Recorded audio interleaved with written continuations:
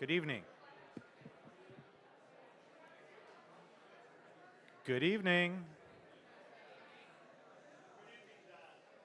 Thank you. Good evening. I'm John Miko, the president of Founding Forward, and it's my great honor and privilege to welcome you to this very special library hour and to the beautiful campus of Founding Forward here at Valley Forge. Just quick question, how many people, this is their first visit to our campus?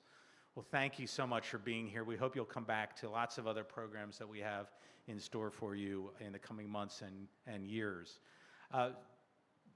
Founding Forward's mission is to create a new and renewed interest in American civics and a new interest and appreciation for that great document, the Declaration, and its inspirational and aspirational values and goals, and a new appreciation and understanding of the Constitution that gave practical reality for those liberties as expressed, at least for so many, in the Declaration. And we do that through all kinds of programs, student programs. Right now we have a day camp for middle school students who today we're in the Medal of Honor Grove, and each of them individually, I understand I was not there, honored Sergeant Pitts individually as fellow American citizens. And we have teacher programs. We do teacher programs all throughout the year. Almost 700 teachers will go through our programs this year. This week's program is on the War on Terror. And these are wonderful, immersive programs. Teachers from all over the country attend. So we're going to have a wonderful program with Sergeant Pitts and Jason Rea. Before we get there, there are a few housekeeping items. First of all, we will have Q&A. Jason will actually moderate the Q&A. We'll have roving mics with staff. Please use the mics because we are streaming live and we need to hear your question. And as always, 2 or 3 sentences, please, and make sure that you can put a question mark on the end of that last sentence or you have failed. Upcoming programs, we have several upcoming programs. The great Jim Mundy, those of you who remember Jim Mundy, our historian emeritus, will be doing another program on the Civil War and the Union League. It's the same program he did earlier this summer, but if you've seen it before, it's worth seeing again. It'll be at UL National. And then Library Hour on September 11th on Jefferson Adams and the Lost Art of Civic Friendship with James Kamensky. And then Library Hour here on this campus, appropriately entitled, Do We Still Like Ike? Eisenhower's Legacy with Ron Graneri. That's on September 25th, right back here. So just a few other items, if I could. One is I want to thank all those that make possible these programs. These programs are made possible, first of all, by all those who donate, who give us voluntary contributions.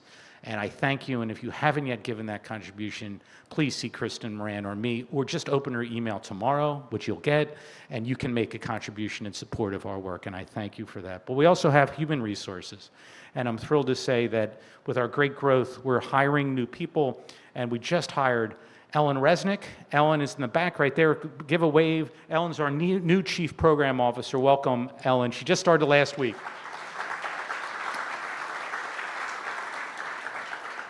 And our volunteer resources. We're going to hear about the Medal of Honor Grove a little bit more, but the Medal of Honor Grove is cared for by dedicated volunteers. They take care of this grove with sweat equity, with money, with time, and they are a wonderful group of citizens. And I would ask Mark Ryan, the president of the Friends of the Medal of Honor Grove, and all of the Medal of Honor Grove friends, to please stand and be recognized.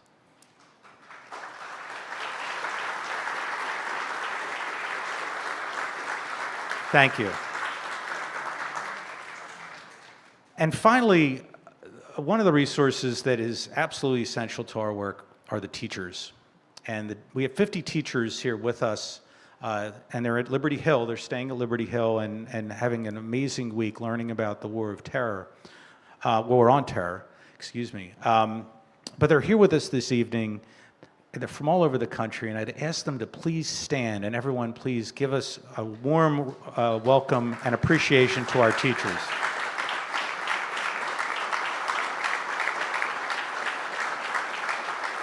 Thank you. And now representing one of those teachers is Jennifer Morgan. Jennifer is from Wisconsin. She's an 8th grade social studies teacher. She is the immediate past president of the National Council for the Social Studies. And Jennifer will introduce our honored guest tonight. Jennifer.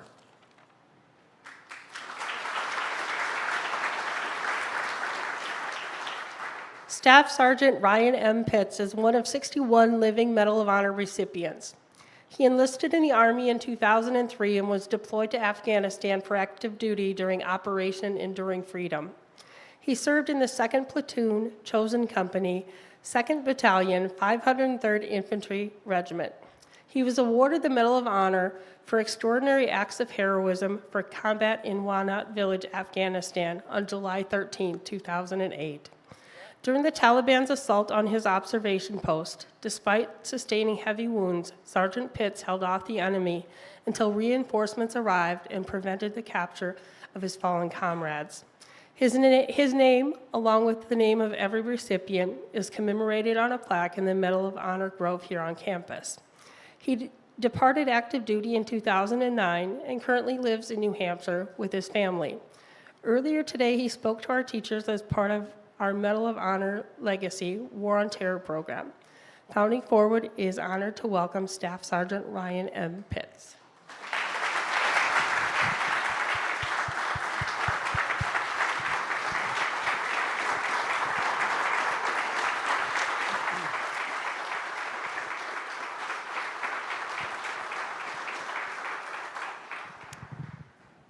Well, thank you, Jennifer. Thank you, John, and thank you all for being here. We have been privileged over the last 10 or 12 years to do a series of programs we refer to as the Medal of Honor Legacy. And with that, looking at different wars, we've looked at the Cold War, Vietnam, we've looked at World War I, World War II, and the War on Terror, and we've been privileged to have Medal of Honor recipients who come and share their experience, their firsthand experience with us, and we've been thrilled all day today to have Ryan with us. We've put him through his paces, signing things and speaking. So we're going to start with talking about the action for which he received the Medal of Honor, and then we will go into a few other things, what the medal means, his youth and why he joined the Army, and then we'll wrap up talking about the character development program the Medal of Honor Society has, and then we'll do Q&A from the audience. So, before we get to July 13th, 2008, tell us first about the two bases, because I found this really interesting. Vehicle Patrol Base Kaler and Observation Post Topside, and what they were and what you were doing there before that fateful day. Yeah, so, I mean, to explain that, why we were there, I'd have to go back to like a year earlier. So we inherited the battle space from 10th Mountain Division, and they had done a tremendous job in trying to, create a good battle space, good basis for us to take over. But there were two bases that we took over when our battalion moved into this area called the Pesh River Valley. And one of them was called Ranch House. It was named after like that old show, I think in like the 50s or 60s. It was just slapped on the side of a mountain, it felt like. The HLZ could only be reached by helicopter, resupplied by helicopter. You couldn't drive there or anything. Nobody could walk there other than from the other base, Combat Outpost Bella. It was at probably about 10,000 feet. The HLZ was the roof of a mud hut, and when the UH-60s or whatever would come in, they couldn't power down and like fully land. They had to kind of stay in a hover because otherwise they were going to go through the roof. In August, the previous year, 2007, that base was almost overrun. The enemy actually breached the wire and took about half of the base before our guys were able to repel them. This is one of the first times I know of that they did A-10 gun runs inside the wire of a base, and this base was probably smaller than a football field. We ended up breaking down that base because it just was untenable. We just had too few people out there, couldn't reinforce it. It just wasn't a good place to be. Broke that down, moved back to Combat Outpost Bella, which was just a little bit further down the valley, but still about like 20, 30 kilometers north of most of the rest of our forces, still only reinforced by helicopter. This base was at the bottom of a valley. We knew, after Ranch House went, the unit that was there, that was still at Ranch House, they came back and coalesced at Combat Outpost Bella. This was our first platoon. They did a patrol out to that village, Aranis. On the way back, they were ambushed. Every American was wounded. This was Kyle White's action. He was my battle buddy. He was in 1st platoon. I was in 2nd platoon. I actually went out to that battlefield and saw it. It was our platoon's job to go out there and recover casualties, sensitive items, sanitize the battlefield, and then exfil. Worst ground I've ever seen in my life. It was just a goat trail on the side of a hill, and it was a shooting gallery for the guys. And I mean, there were stories of guys like James Takis taking a knee over wounded teammates. He had already been shot in both arms, and he's kneeling over his buddy, returning fire on the enemy, right? And all these guys were trying to do all these things. Well, we replaced them at Combat Outpost Bella after that happened, and the attacks over the course of that winter had stepped up. They started putting rockets and mortars inside this base. We knew that they were going to try and overrun us. We kind of had the feeling like they didn't know how to quite crack that nut yet. Fast forward to July the following year, we knew that the unit coming in to replace us was not going to have the same combat experience, the same amount of people, and we needed to do everything that we could to set them up for success. So we decided we're going to break down Combat Outpost Bella, and to fill that power vacuum, though, to make sure the enemy's just not just running, has free reign, we were going to move to the village of Wanat. And this was about halfway between Combat Outpost Bella and our main battalion headquarters in the village of Nangalam. It's about probably straight line distance, 10, 12 kilometers, but it was about 26? It might have been 26 if you walked it. And, driving there was like 3 hours. It was just a village, bowl in the middle of a valley where a couple of valleys came together. Vehicle Patrol Base Kaler was named after our platoon sergeant who was murdered at Combat Outpost Bella by the Afghan security guards that we were paying to protect us. It meant a lot to us. We weren't happy. So this is 2 weeks from going home. In the last 2 weeks, we weren't necessarily happy about going out there. This is our last hitch. But I had done it on our previous deployment, right? We knew, you're not done until your boots on the ground back home, wherever home is, right? Didn't matter if we had pulled back to Kandahar Airfield or Bagram and we're waiting to get on a bird to go home. If a mission comes down and we got to go out, we're going. That's just the way that it was. We needed to set the same next guys up for success. So Vehicle Patrol Base Kaler was set up in a field in like the middle of this village with some buildings kind of surrounding it. There was a bazaar. The village was a little bit further away, mosque, another spot. And we had set up most of our positions down there. And when I say positions, these were just hasty dug holes next to Humvees because the ground's hard. We didn't have everything that we needed out there.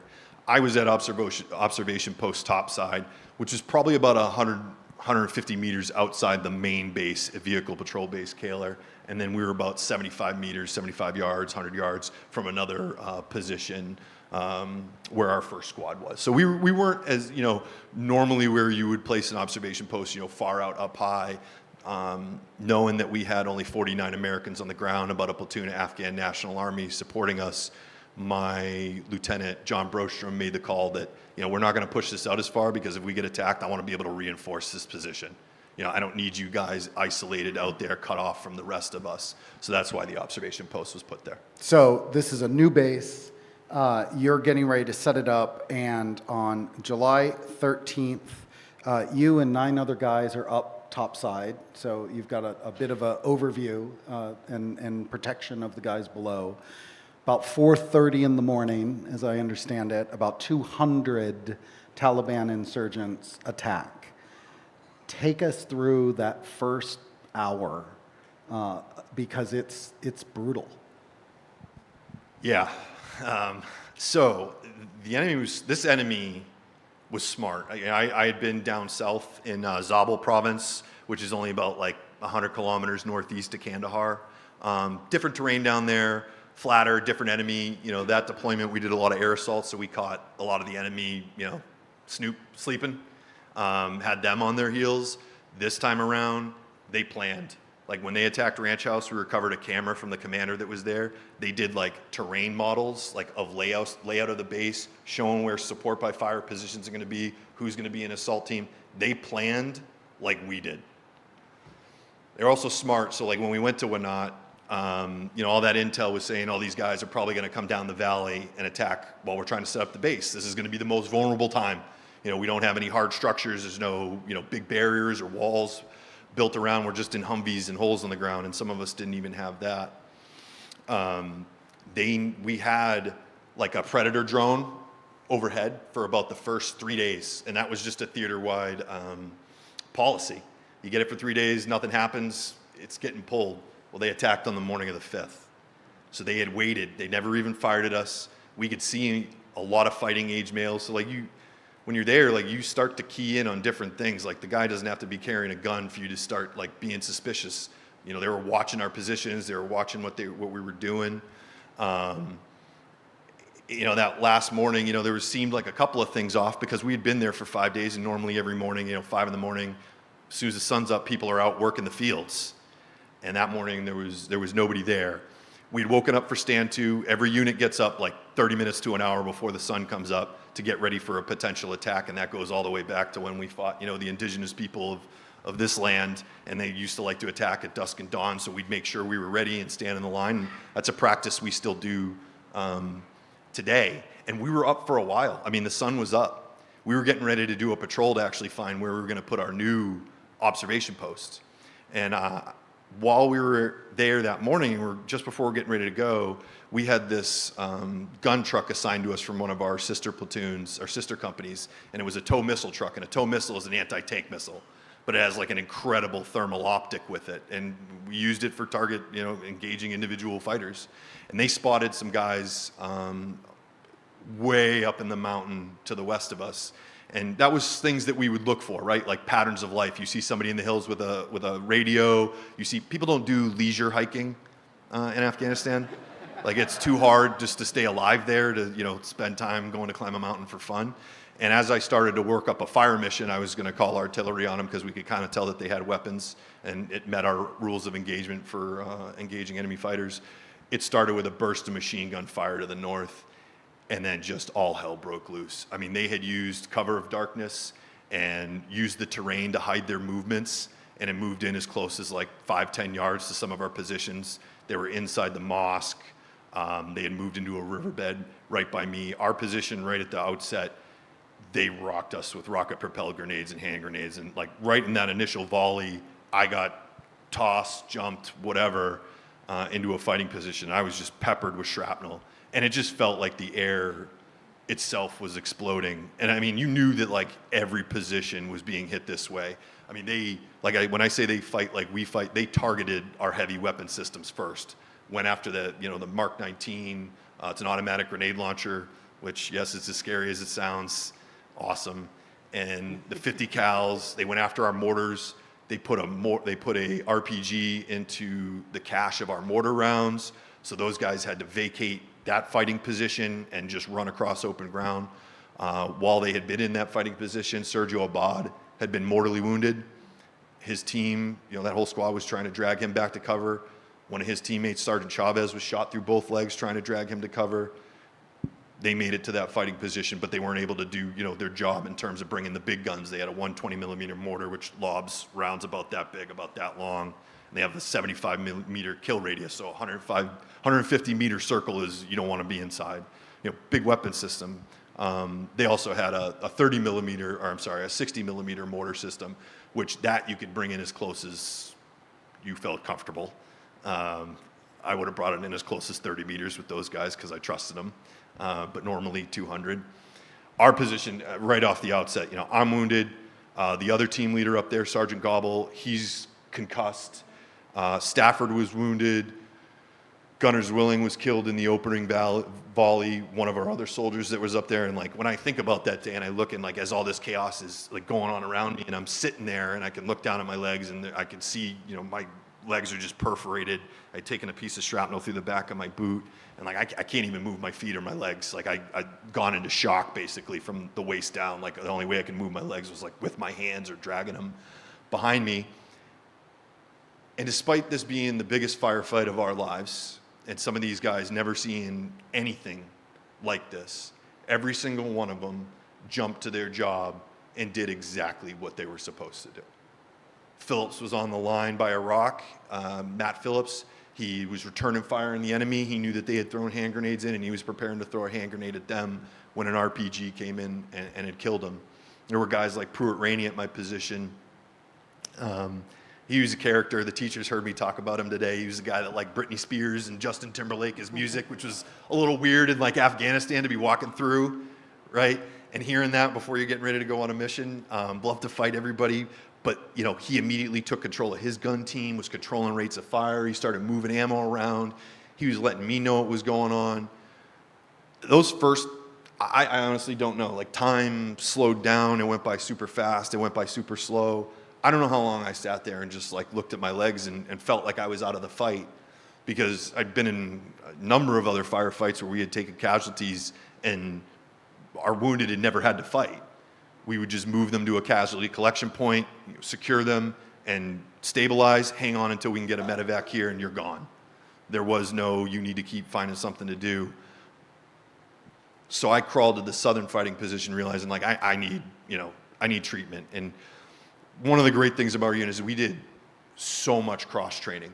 Like, everybody knew the job of the person to their left and their right. Like, even though my job was not an infantryman, I knew how to fire the Mark 19. I knew how to take it apart. I knew how to work on the 50 cal. I knew how to fire a machine gun. I knew how to use 203 grenade launchers. Like, I taught my infantry brothers how to call for fire and do all these things.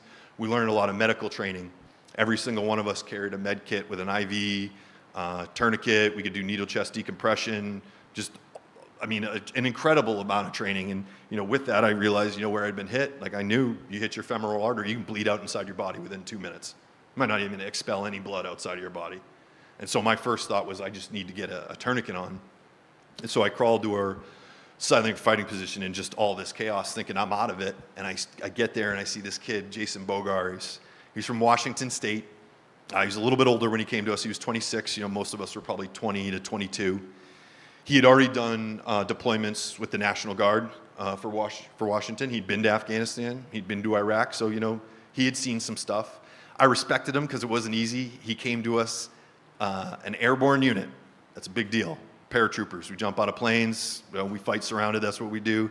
He came to us without an airborne qualification. So he was a leg. He was a dirty, nasty leg. And we never let him forget it.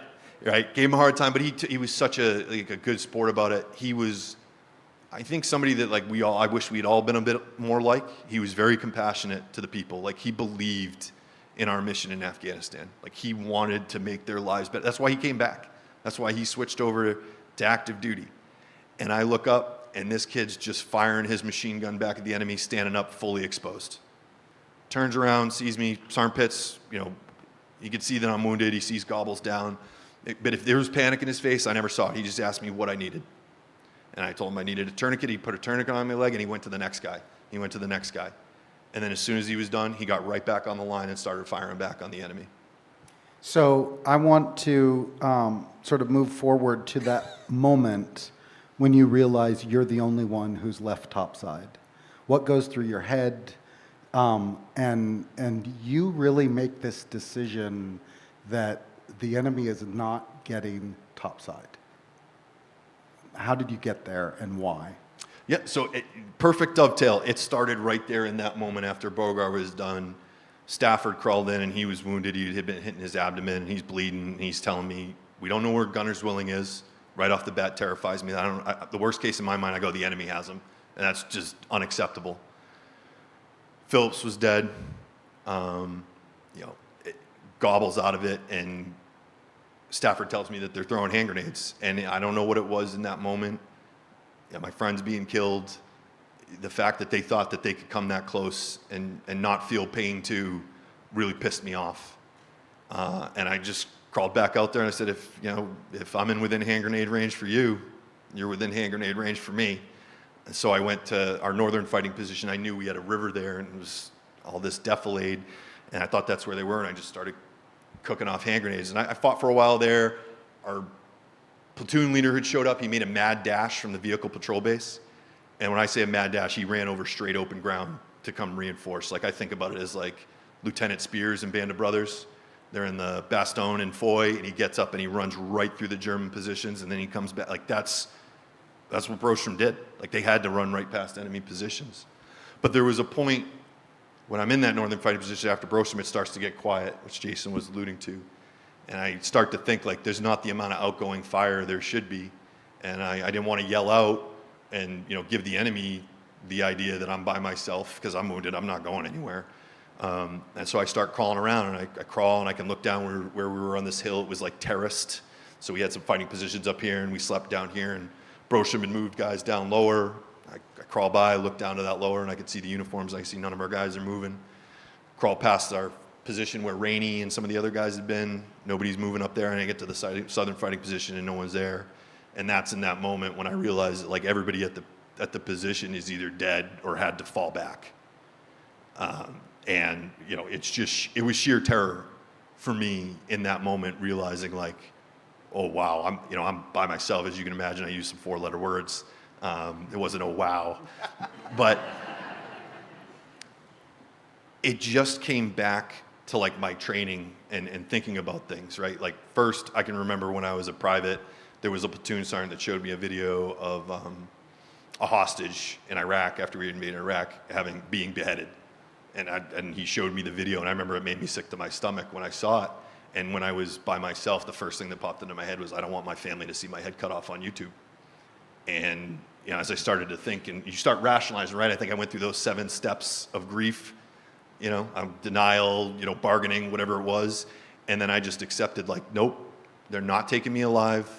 They're gonna have to kill me. Like, I'm gonna make it so they have to kill me. And I'm just gonna do everything that I can keep doing. And it was just falling back on my training, like all these great leaders I had. Like we trained on patrol. You know, some of the things I did that day after I found out I was by myself, I shot a 203. It's a grenade launcher that's a direct fire weapon. It shoots about 400 yards, so you can only hit what you see. But because it's got such a limited range, you can shoot it indirectly. And on patrols, I watch squad leaders train their guys on that. Like, hey, arc it so you can get it behind the hill. Okay, I can do that. And I set the 203 vertical, leaned it just a little bit, and I was trying to drop it within 10, 15 yards of me. And I did that a couple of times, and then it was, you know, just trying to think of like, what's the next thing that I can do?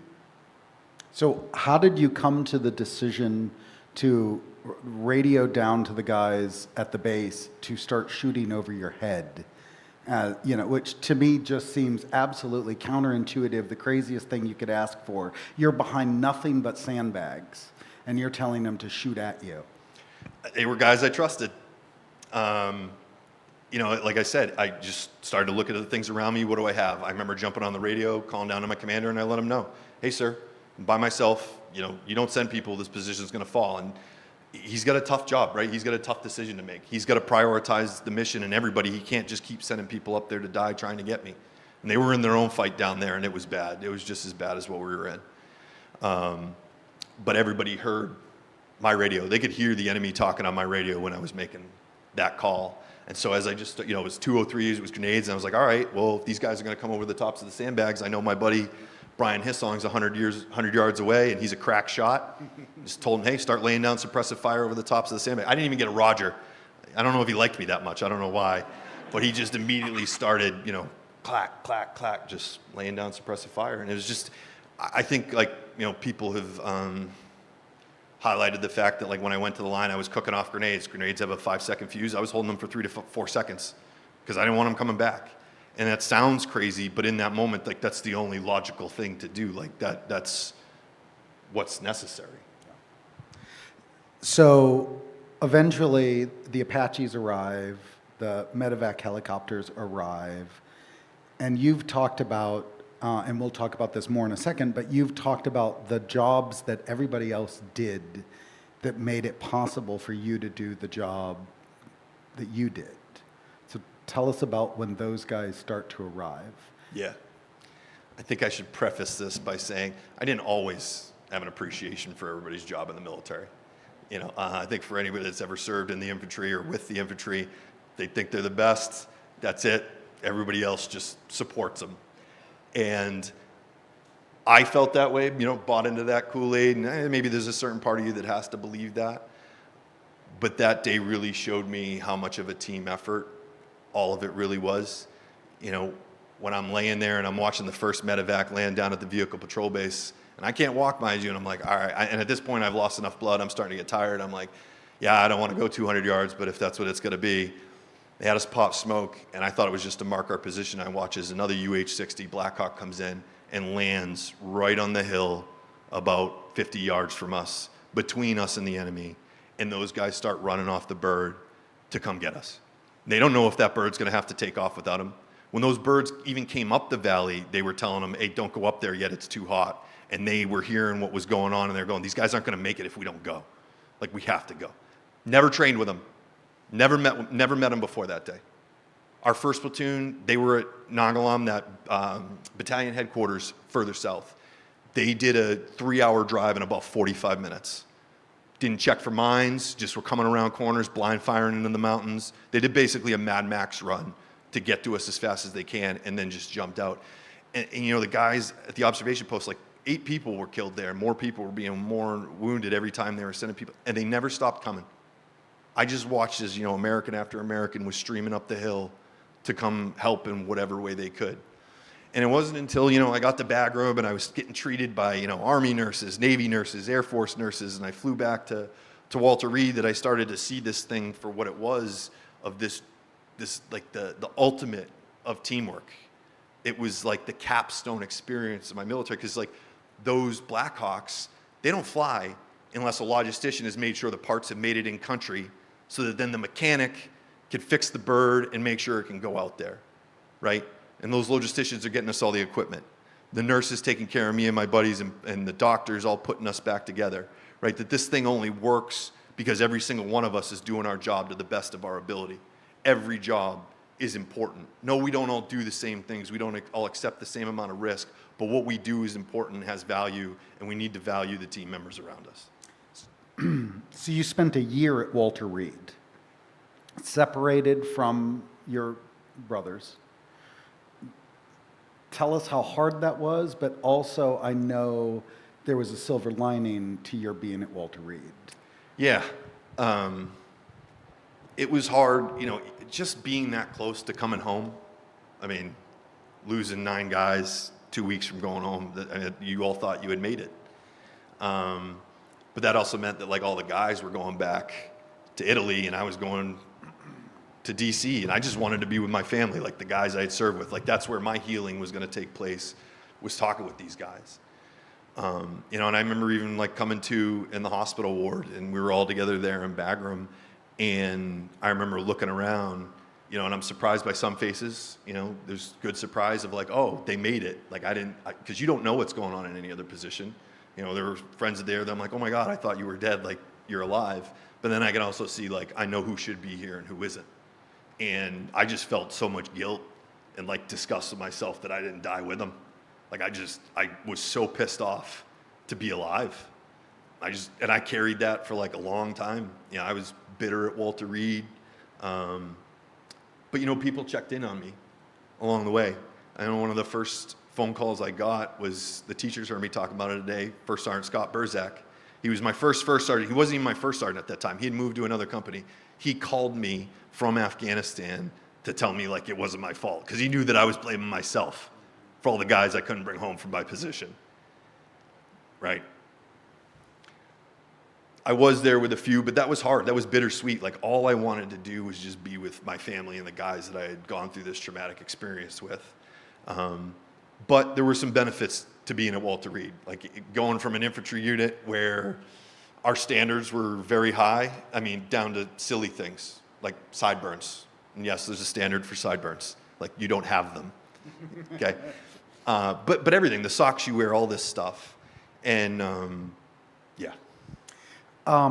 So tell us about when you learned you were going to receive the Medal of Honor, because you left the Army soon after you got out of Walter Reed. You went to school, which you had not done before that.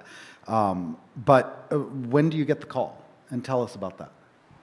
So I alluded to it, my battle buddy, Kyle White, first platoon, that ambush by Ranch House, he was 2 months ahead of me in the queue to receive his award. And we had been hearing over the years, like I knew he was nominated right out of the gate. I was actually initially nominated for a Distinguished Service Cross.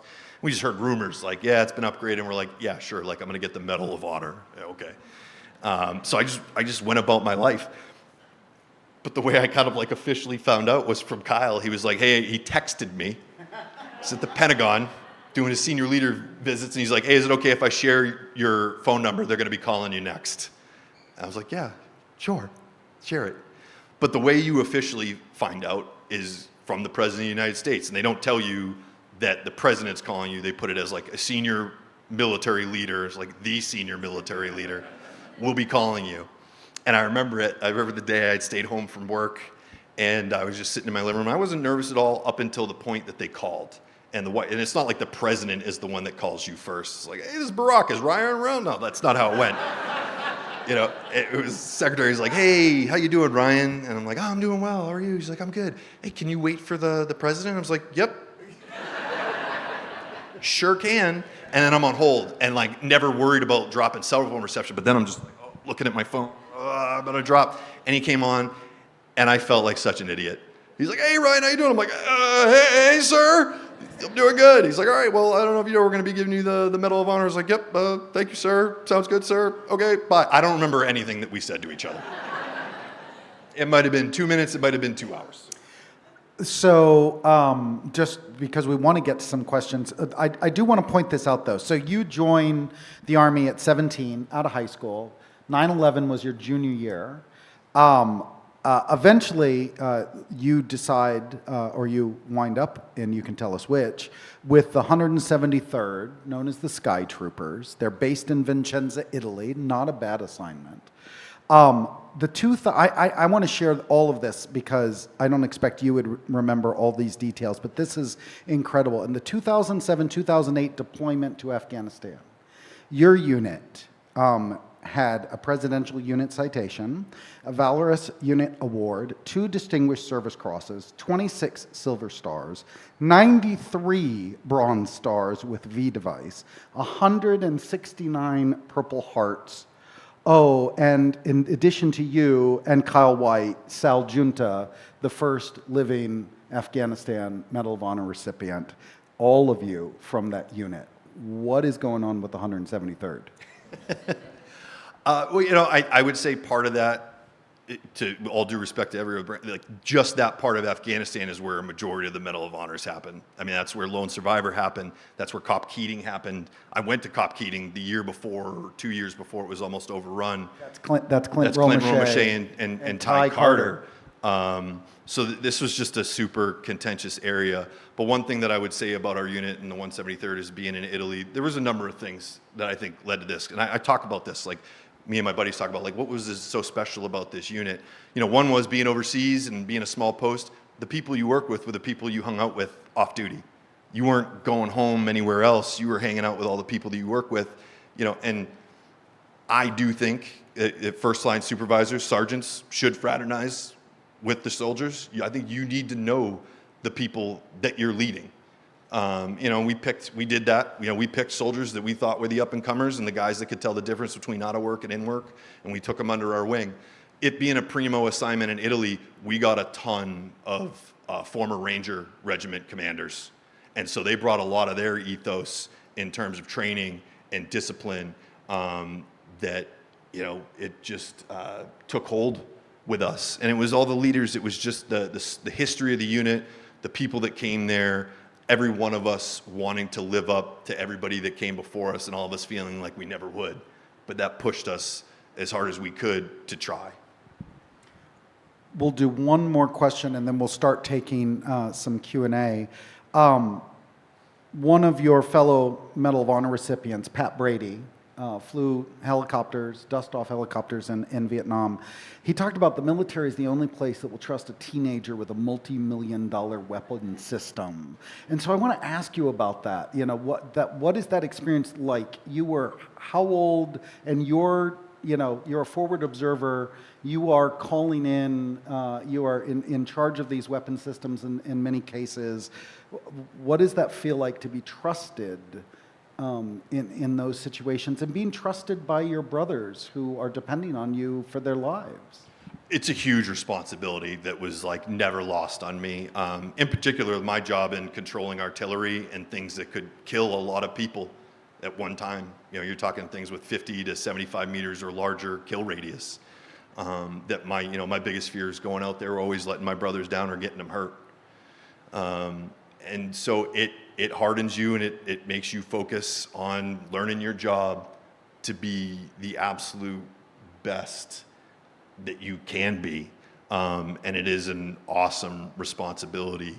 And you learn to take it very seriously because everybody around you is counting on you doing your job, and that private that's running a machine gun, they feel like their machine gun's that machine gun's going to win the war. Good, buddy. Feel that way. Treat it like that when we're out there. Great. If you have a question, raise your hand. We've got roving microphones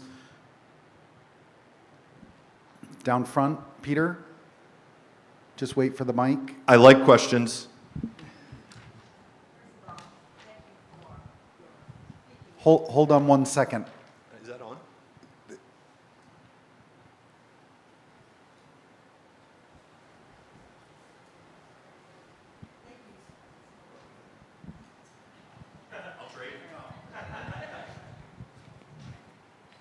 We've got another one coming. First of all, thank you for your speaking ability, but how hard is it to speak of these events to the different audiences? It was a lot harder at first. I actually enjoyed my anonymity when I came home, that nobody knew anything about what I'd been through, and I could kind of curate my own story and figure out what I wanted to share. At first, I think it's always kind of exhausting. There's a part of me that's like every time the citation's read or like when I'm even talking about it, like I can see these things still. Like I'm still like, I can close my eyes and see guys and remember that stuff. But despite everything that was hard, like, after the award, what was really hard for me at the time of the award is to be like, this is, to me, it's an individual award for a collective effort. This represents a whole bunch more sacrifice than anything that I did that day. And it was really hard for me at first to like have any sort of comfort talking about it. It was gross. There were times where I talked about what I did and it just felt gross. What I love doing is talking about the guys that I serve with, right? Because I honestly believe that it's not the soldiers, sailors, airmen, Marines that get awards or awarded like I was. It's all the men and women out there doing thankless jobs and never being recognized that help us win wars, right? And so everything that I can do to put the spotlight on the people, because I'm not here because of anything that Ryan Pitts did. I'm here because my brothers bought me the space and time with their blood and lives so that I could do the same things that they were doing just a little bit longer. Kira's coming with the microphone. Ryan, your service is duly noted. What advice would you have for a young high school senior who's considering going into the military but kind of on the fence? What would you say to him? Yeah. So I get asked by parents around me too, like, will you come talk to my kid? They're thinking about it. I'm like, look, I don't talk anybody into it, and I don't talk anybody out of it. It is way too big of a decision, I think, to be influenced by what anybody else says, but I'm happy to talk about it, my experience. And I found it was the greatest experience of my life, not for what I did or what I saw, but for who I got to be around. The lessons that I learned from my fellow soldiers in respect for other people's cultures, where they came from, what they might believe, who they might love, like those lessons that everybody has value and a dignity to teach them with were incredible. Like it's like anybody that chooses service, right? That chooses to go work for a nonprofit or volunteer in your own time. I think you'll probably share the same sentiment that we get so much more than we give. And I thought the military was just an unbelievable experience. It was incredible, but it's also what you make of it. So I definitely remember that my first 2 years were not so great because nobody enjoys being a private. I hated it. The teachers heard today, I used to carry around a little notebook with me and write down all the reasons I wasn't going to re-enlist so that I wouldn't forget when the re-enlistment officer came back around. But it's such an incredible meritocracy. And that's where I loved about it, is that like it was character and how good you are at your job. Those are the only two things that mattered. I didn't care about anything else about you. But I also loved that, like, if you weren't good at your job, I don't care how awesome or outgoing or funny, charismatic you are, we're going to hate you. Because this is what what matters. And so perception is important, but you can take it anywhere. I mean, you know, sir, that was a bit of a plan of a question. But these kids can take it anywhere that they want to go. I couldn't recommend it more highly, but it's not for everybody. But I think finding some way to serve is important. Great. Other questions? There's one down right front. over Kira? Hello. I would like to get your feedback and your guidance on the Afghans who served beside you and who were evacuated in 2021 and who, to this day, have not been reunited with their families here in the States. What guidance can you give to everyone in this room?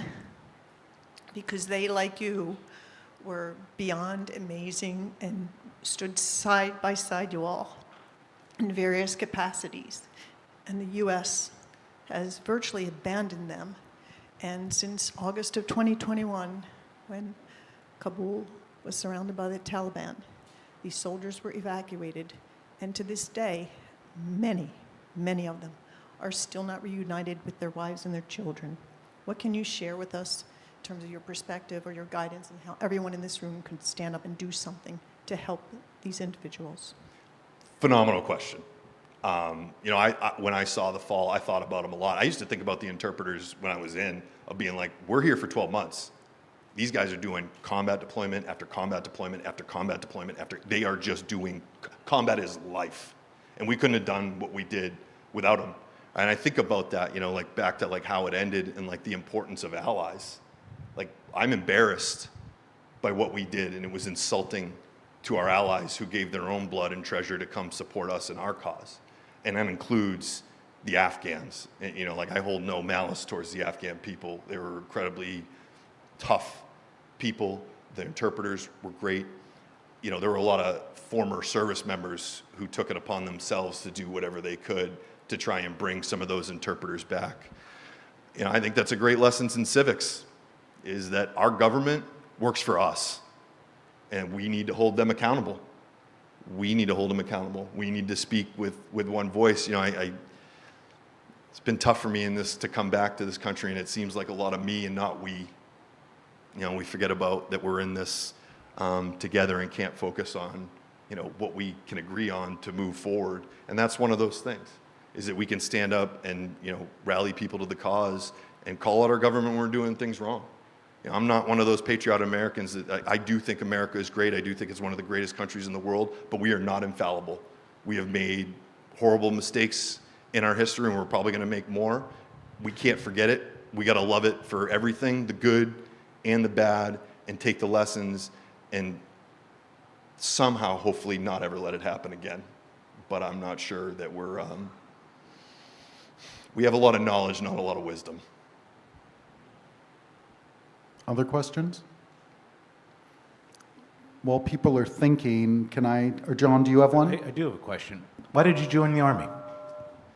Why did I join the Army? Because the Marines wouldn't take me. No.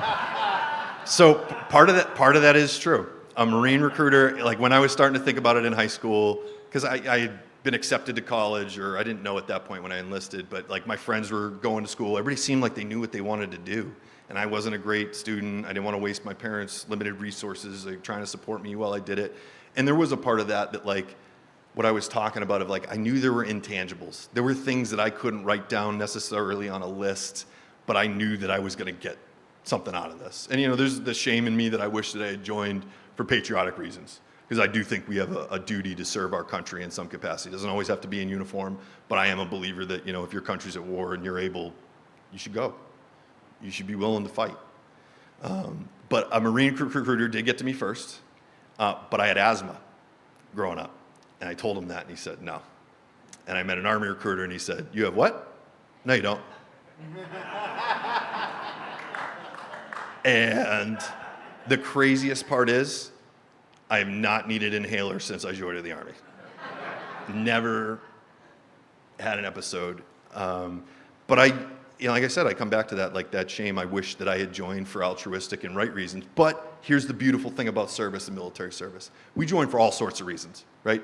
I don't know if you know this, some people may not. Some people join to become citizens of the United States. I served alongside people who weren't Americans, but they were Americans to me. But they were wearing the uniform for a chance to become a citizen.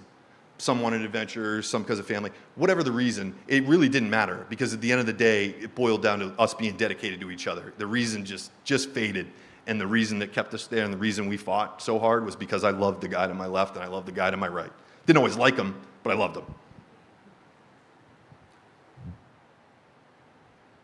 John? Ryan, other than sharing your story, what do you do now? What do I do now? I chase around a couple of kids. I came back, went to college, went to work in corporate America for a little bit, worked my family's business, and right now I am back in school, working on a bachelor's in mechanical engineering. I'm a glutton for punishment. Kristen? Why was the training in Italy? Why was the training or the unit? The unit. That's just where the unit has been stationed. That's just, it'd been there, I don't even know how long it'd been. But I would encourage people this, like when we were thinking about Afghanistan and Iraq, and this was my thought process of even when I was a private. I look at everywhere America's ever fought. We still have bases. We are in Spain, we are in Germany, we are in the Philippines, we are in Japan, we are in South Korea. I had always envisioned, like, I don't know how we could ever not be involved, especially with how far we were gonna have to go with them. To get them ready. But they also had, they leave units in certain places just as contingency forces. So we were also a unit that was on 72-hour recall. So we always had our bags packed. Everything was always ready packed because we could get a call to go jump anywhere. Because that's how we could get places. We can get places faster than most people when you just board a plane and then jump out of the sky. There's one back there. Kristen? In your opinion, what do you think that veterans wish civilians knew about them? What do I wish? That's probably very specific to each veteran and their own experience that they have, their own relationship with their service. I'll speak for myself along the same lines, that I wish people could look at how we should be. And that flag, our flag, represents all of us, that we're all in this together, and that we can find common ground, and that different doesn't have to mean divided. And that's been a struggle for me, coming home to just see and I think there's probably a way that we think the politics are worse now. They've probably always been garbage, probably always been awful, probably always will be awful. But that shouldn't discourage us from taking a vested interest in our republic. And I wish that civilians would understand that we need to work together and that we can all find some common ground and get some stuff done. There's one in the back. Peter?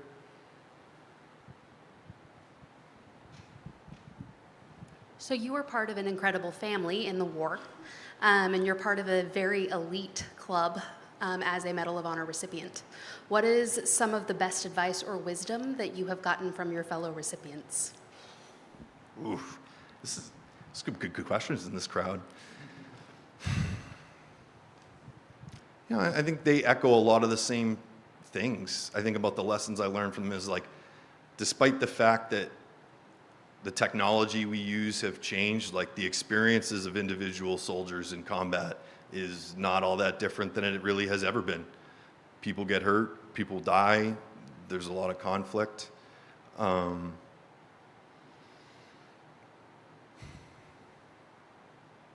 I just think about, I look at them and I just see that we're just not that different, even as that we've moved through time. And the respect I have for them of carrying that weight and what they've done, and it's shown me a lot about how they are selfless.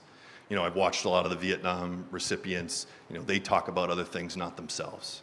And they are deeply engaged with our character development program and outreach into communities, and have found their own ways to give back. Some of them have turned to become educators, and some have found ways to do it, outside of work. It's definitely impressed upon us that like we represent more than just ourselves, right? Like this award represents the sacrifices of everybody that's ever worn the award as far as or ever worn the uniform as far as I'm concerned. Like it represents the sacrifice that any one of us could be called upon to make. Like it's aspirational, right? Because I'm not perfect, you know, there's plenty of things that I'm not proud of, but I think it can be a beacon of something that we should all, you know, we can aspire to. And so I look to my other fellow recipients and try and follow their lead in that way. If we can, I'd like to close just talking a little bit about the character development program. The Medal of Honor recipients themselves wanted to leave behind a legacy more than just their own stories, but to translate those stories. And they focused on 6 ideas: courage, sacrifice, commitment, integrity, citizenship, patriotism. That's what they wanted to pass on to the next generations. What do those mean to you? Why do you want to make sure that young people understand what those character values mean? Yeah, I think for me, one thing that's important is encouraging the next generation to define for themselves, what does citizenship look like? What is patriotism, you know, to you today? You know, don't think about these things in abstract, but like, what are you willing to give for your country? And I can tell you, the recipients love this program. And sharing it and getting to go and meet these students and share some of the things that we've learned, you know, they're good values. Ladies and gentlemen, Staff Sergeant Ryan Pitts.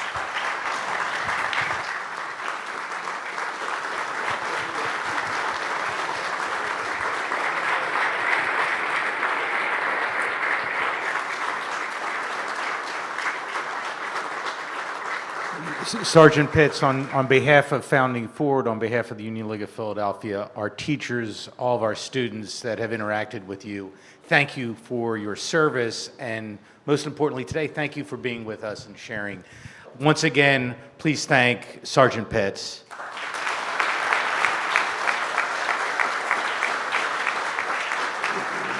Ladies and gentlemen, that ends our program today. August 11th at UL National, Jim Mundy, the Union League in the Civil War, and then on 9/11, Library Hour, Jefferson Adams and the Lost Art of Civic Friendship, which sounds like a theme that we could continue from tonight. Once again, thank you, Sergeant Pitts. Everyone have a wonderful evening. Thank you.